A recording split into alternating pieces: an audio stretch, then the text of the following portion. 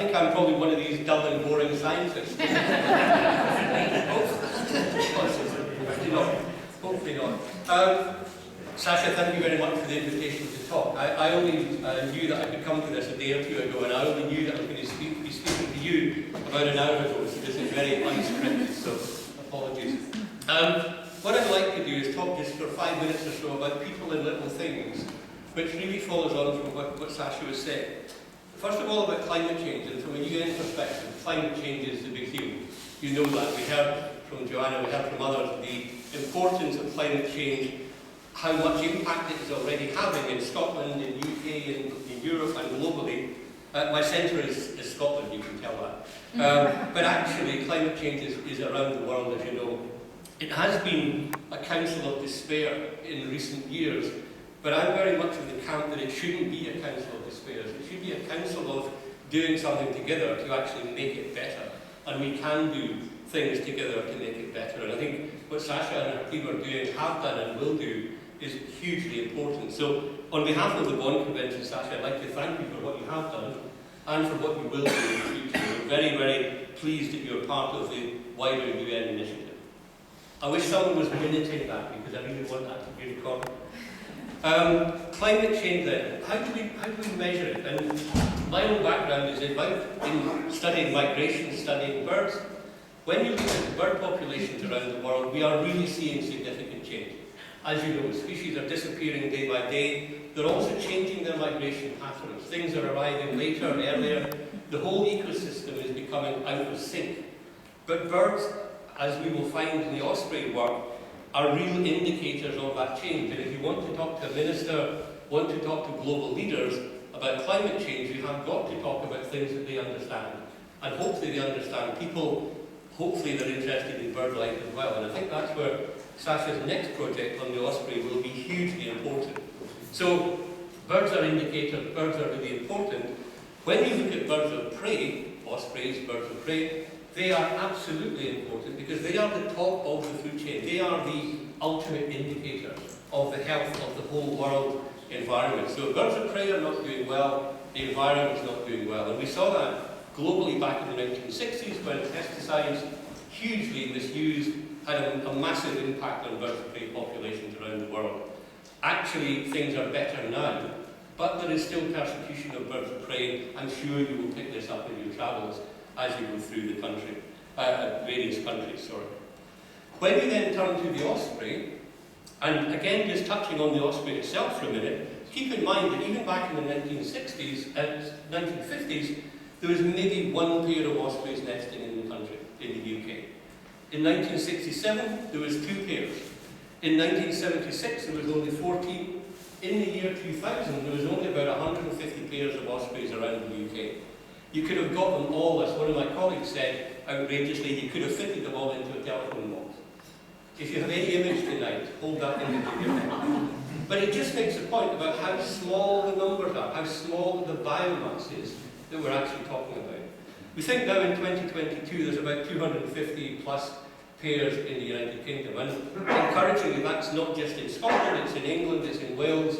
We are now exporting our ospreys back to Spain, and again I'm sure you'll see this on your travels, to help the Spanish osprey population there as well. And that's a good example of what ospreys and birds of prey can do. They connect people, they connect countries, they connect the UK to Spain in that example. But Sasha, I'm sure you will see the connectivity between the UK and West Africa. And I've been lucky enough to watch ospreys in Senegal many years ago. It is stunning when you're seeing birds that you know were in Rutland Water a month before or in Aviemore 6 weeks before that. That connectivity is absolutely real. I'm not mentioning Brexit. The connectivity is absolute, and I think that's something we've really got to get over to world leaders. It's about doing little things, it's about that connectivity. So, the osprey is recovering. I think the pinnacle of osprey recovery in the UK at least is what you are about to do, is to use it as a figurehead for nature conservation more widely. So, fantastic timing, I think, from an osprey population perspective. What does all that mean? What is the importance of this to the United Nations? I should say, I do work in the United Nations on climate change itself and on migration. So for us, this project is just something that's coming along. It is hugely important that we get this done and that we get it right. We have 3 yearly global meetings. The next one will be somewhere around back end of 2023, maybe into 2024. It would be great to have you, Sasha, come to that meeting and talk to the 133, I think it is now, countries that are part of that meeting. So let's see if we can make that happen between yourself and myself and 1 or 2 others along the way. So, in summary, my talk in terms of people and little things, people is really what nature conservation is about. Whether that's in Scotland, UK, whether it's in Senegal, Gambia, it is about people. The little things we can do, don't go into a council of despair on climate change. We can all do a little bit. Farmers, conservationists, boring scientists, whoever, we can all do a little bit just to help. So turn a council of despair into a real action plan on the back of this initiative. We really do congratulate you for what you have done and what you're about to do. Thank you very much.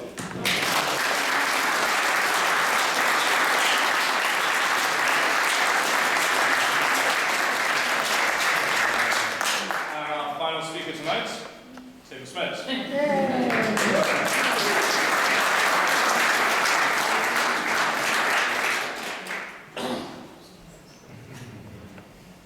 Hello. Sasha just said to me exactly what he's often said to me about, remember, no person is an island and you are the sum part of the people that support you. That's a really important point to remember because we live in an age where the media likes heroes, so you hear about one person doing this, one person, Jesus, I know, right? I did everything, I'm a hero. I personally dug a hole 5,000 meters deep to do our geothermal project. The media are that lazy, okay? So our great friend here is saying, it wasn't just her, but actually it was. I feel it behooves me to finish the conversations to say a few really hard things. I don't normally like saying hard things except when I'm really in the mood. But ultimately, we're all gathered here, a bunch of predominantly middle-class people who like to get the frisson of being involved in something that's going to save the world, and it's jolly yar, and it's jolly nice. But actually, what the real problem is that we as a culture have lost a moral compass. Those are not phrases that are easily used. We live in a secular age. Many of us have spiritual yearnings, but we don't want it to be associated with a particular religion or anything like that. But let's get this right. How is it possible that we have allowed ourselves to be in a position where the moral positions of clean water, healthy soil, clean air, are an effing business decision? In my view, it is treason. You are poisoning the commons that belong to all of us. We should not be reasonable. We should not allow those who would have accountants take over the world. I'm glad you didn't laugh, because they are a very dangerous, cancerous breed, and I know my partner is one. No, I'm saying this really, really seriously. You see, the reason we count carbon is because accountants like counting. The truth is that if you only know the cost of things, you don't do what Sasha does, which is understanding the cost of not doing things. That's how we end up with a crap education system, because we don't price all the damage that's being done on the other side. That's we allow stupid things to happen, like a distinction between children in schools as to whether one lot should have free school meals and then they get bullied and their parents get jeered at. There's not a person in this room wouldn't say, as a humane person, give them all free school meals so that no one is distinct.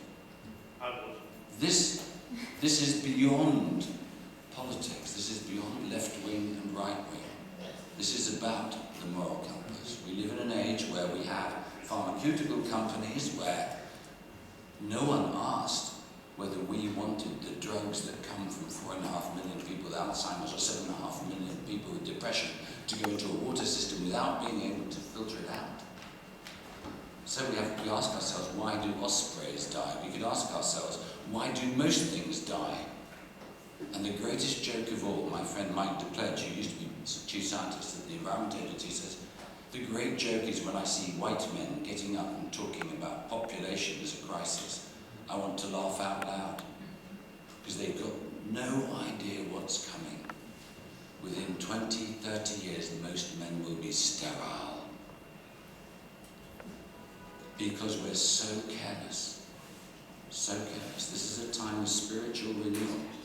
My heroes, Anita Roddick used to say, amongst my heroes, Anita was wonderful, she was difficult, but she used to say, if you think one person can't change the world, tell anybody about what it's like to be in a room with one mosquito. It works. Margaret Mead said something similar. Think of Rebecca Hosking. Many of you may have forgotten her name, but remember Modbury, and everybody said we couldn't start to deal with plastic bags because no one could prove anything. So she said, if I could persuade everybody in Modbury to do without a plastic bag, then no one can argue that we can't do it. That's what this is about. This is about people, and in our particular case, our great chum and hero, doing something personally so the rest of us can't hide. You can't just be employed by a company and consume like you were a caterpillar. You've got to remember that there was a period when humans were citizens before they were consumers. And that is a period that is coming to us again. I want to end by saying we hosted the G7, part of the G7 at Eden, blah, blah, blah. That's really great. One of the things that strikes you is how small some of these people are, both in stature, but also in imagination. The thing that struck me the most at the G7 was Prince Charles's initiative for terracotta, which, as many of you will know, he's trying to get probably 100, but more than 100 if possible, of the world's top companies to buy into a whole series of environmental and sustainable social measures. I had to host them around Eden during the G7. The thing that struck me most was when the guy who was the boss of the Bank of America and the guy who was boss of the Teachers' Pension Fund in Toronto said to me, we're in charge of $17 trillion and we don't know how to spend it. No, this is serious. This wasn't not a joke. And then they said, do you know what it's been like this last 2 years to be stuck at home with my children? Don't laugh. Don't laugh. All these grown people were saying, for the first time in my life, because I couldn't be a big shot on a plane all the time and glad-handing it with, film stars and politicians, I had to wake up and have breakfast with my damn children, saying, Daddy, what are you doing? Or in some cases, Mummy, what are you doing? And they've been changed. Believe me, I was really struck. These people are serious. They've been wounded. But what's been wounded is their perception of themselves. That is why Sasha's work is so important. It's about our perception of what we can do. What can we do? We're living at the most exciting time since humans came down onto the savannah. The revolutions that are out there, it's only because trash media tell you we're doomed because that sells newspapers. There's a hell of a lot of good stuff going on. A hell of a lot of good stuff. So be hopeful, keep the faith, and support Sasha. Get your wallet out. Put a few bob. If you're poor, put $5 in. If you're really, really, rich, put a lot more. Because the world needs heroes. It's a story world. Remember, a crap scientist tells you the story of the Titanic and it takes 3 pages. A film director says there's only one story. Unsinkable ship sinks. And that's the truth. Unsinkable world is about to sink. Sasha,